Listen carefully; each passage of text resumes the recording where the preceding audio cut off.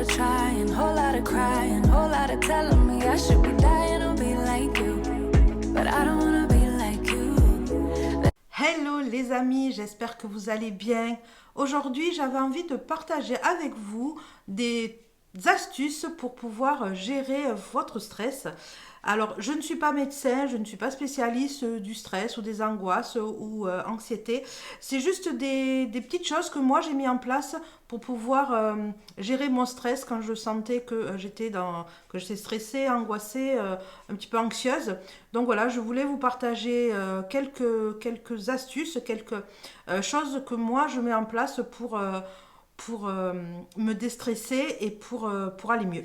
Alors, avant de commencer, j'avais quand même envie de faire d'ouvrir une petite parenthèse concernant le stress, parce que il y a des personnes qui utilisent justement le stress pour pouvoir se challenger, pour pouvoir se motiver et sont plus productifs et plus efficaces quand ils ont un petit peu de pression. Il y a plusieurs... On va dire, il y a plusieurs stades au niveau du stress, il y a plusieurs degrés.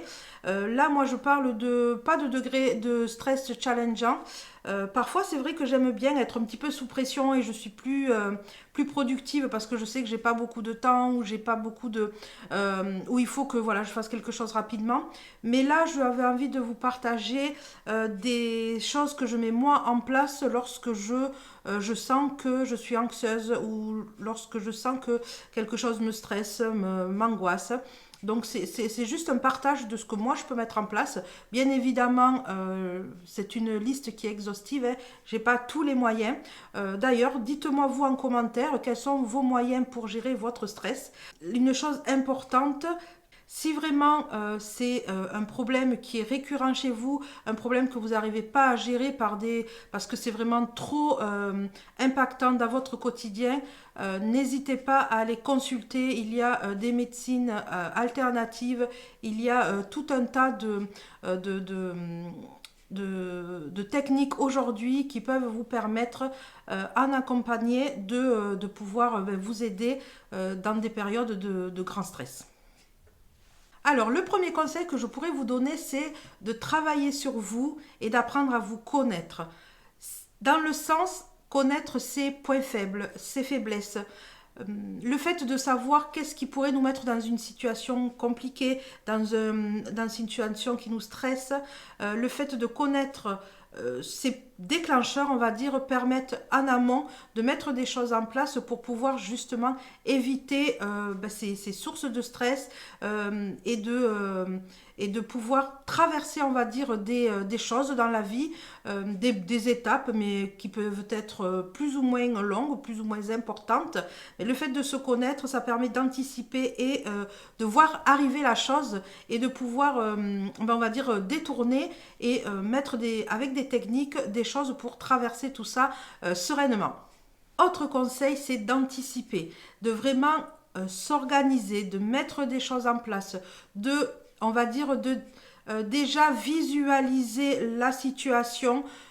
Si on doit faire quelque chose, je sais pas moi, par exemple pour des personnes qui ont des rendez-vous qui peuvent être médicaux ou pas et qui sont toujours stressées pour un rendez-vous, eh bien le fait de anticiper, de dire ça va se passer comme ça, je me dirai ça, j'amènerai, voilà, être organisée, j'amènerai les papiers qu'il faut, je prépare déjà mes questions, je prépare déjà un petit peu le scénario, le meilleur scénario dans lequel ça pourrait se passer.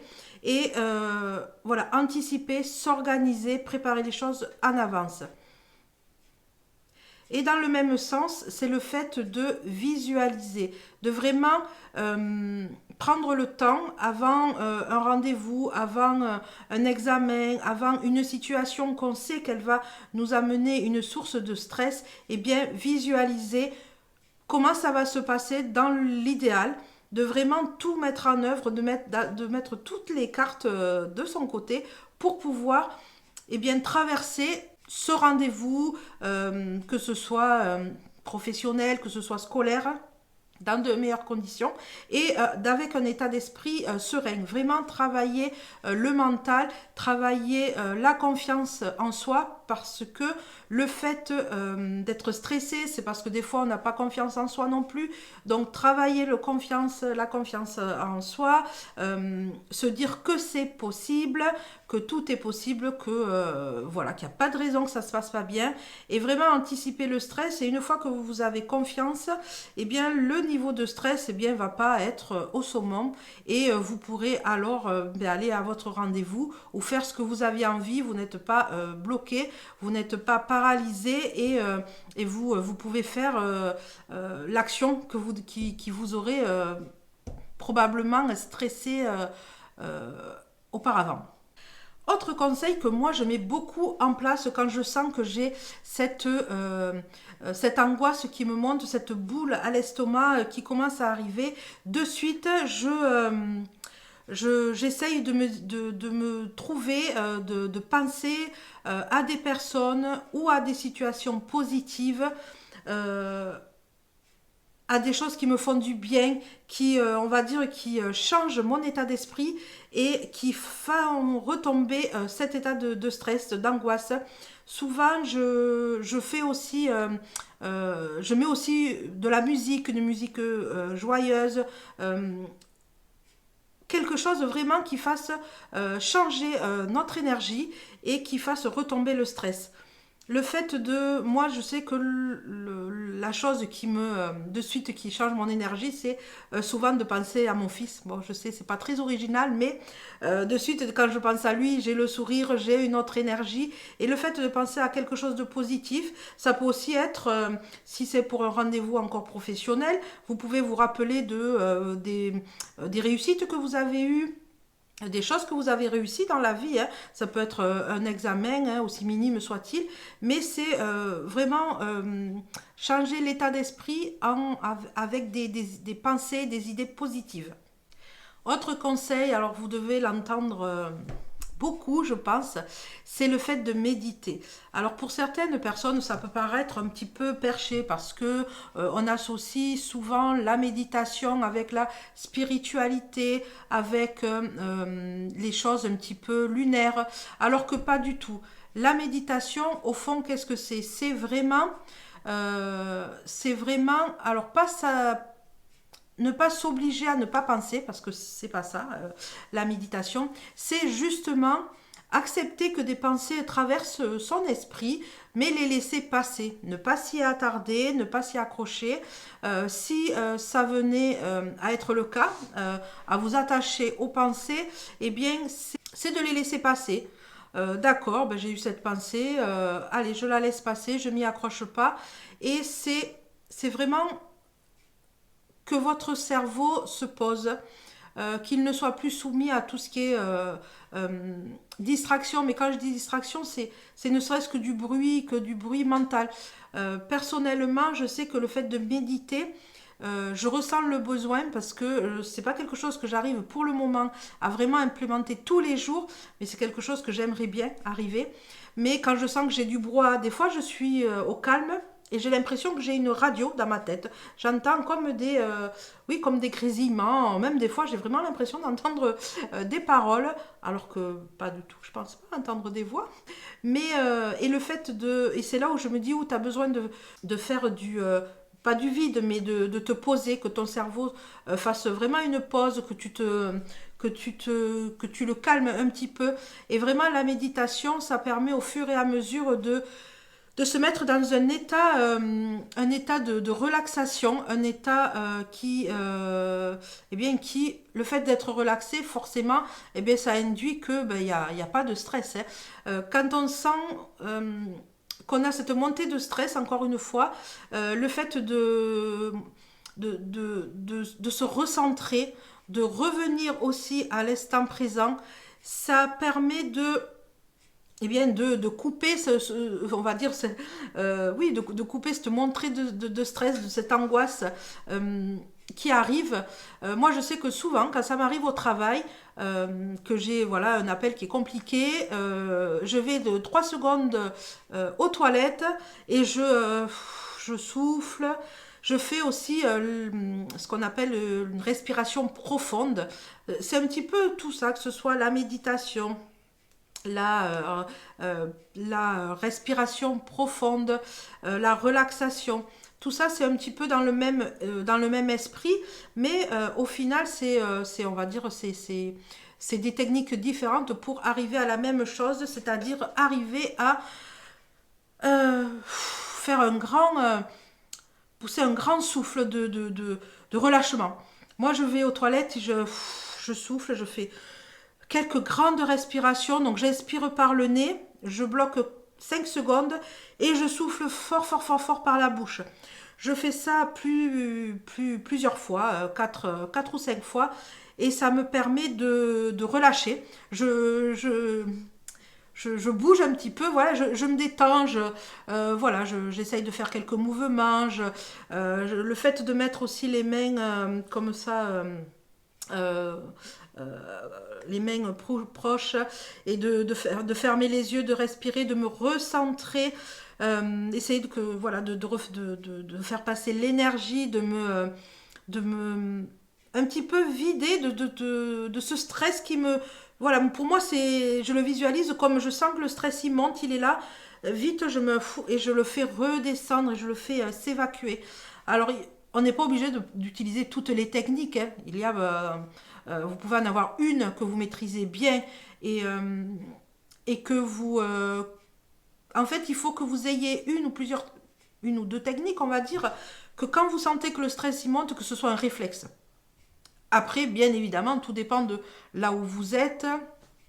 Alors au travail, moi, il n'y a pas de souci, mais si dans la rue ou quoi, vous avez voilà, une angoisse qui monte, un stress qui monte, voilà, essayez de vous trouver, ne serait-ce que fermer les yeux 2 secondes ou regarder au loin, voilà, laissez votre regard et votre esprit, on va dire, vagabonder, regardez au loin. Souvent, moi, de regarder le ciel, la nature, ça m'apaise aussi. Et avec le temps, j'arrive presque à couper. En fait, je me connais et je sens quand je vais avoir une montée de stress. Et, et j'arrive, avec l'expérience, hein, bien évidemment, j'arrive à stopper net. Alors des fois, si c'est un gros stress, enfin si c'est voilà, quelque chose, un événement, on va dire, important, vraiment très important, où là, la charge de stress est plus que les petits stress du quotidien. Là, vraiment, il faut que je conscientise vraiment, que je prenne du temps pour moi, que je fasse plusieurs séances de relaxation, de méditation. Le fait d'écrire aussi. Ce que j'aime bien aussi, c'est écrire. Quand je sais que je vais avoir une situation qui va me stresser, ben, j'écris, comme je vous disais tout à l'heure, le scénario, je l'écris. Aujourd'hui, je vais au rendez-vous alors le dentiste, puisque moi, je ne sais pas si vous le savez, mais j'ai une phobie, c'est le dentiste. Mais je prépare, j'anticipe déjà. Je suis en train de... voilà, je me fais de visualisation, que le rendez-vous va bien se passer, que voilà, je vais pas avoir mal, que le dentiste va être voilà, super. Voilà, je me fais déjà mon scénario. Et avant, rien que d'y penser, voilà, ça m'oppressait vraiment. C'était vraiment mais vraiment à faire malaise, hein.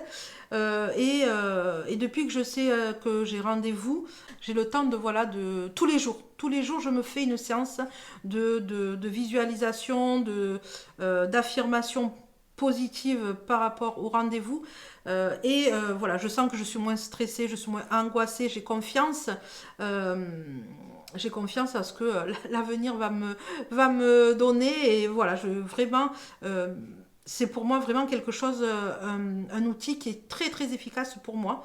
Mais voilà, c'est vraiment un petit peu trouver ceux qui vous parlent à vous et ceux que vous pouvez faire le plus naturellement possible. Autre petit conseil que moi je pratique aussi, c'est que quand je suis dans un mood un petit peu pas bien, où je sens encore une fois que je suis stressée, angoissée, anxieuse par rapport à une situation qui doit arriver ou une situation qui est passée, alors déjà j'essaye de relativiser.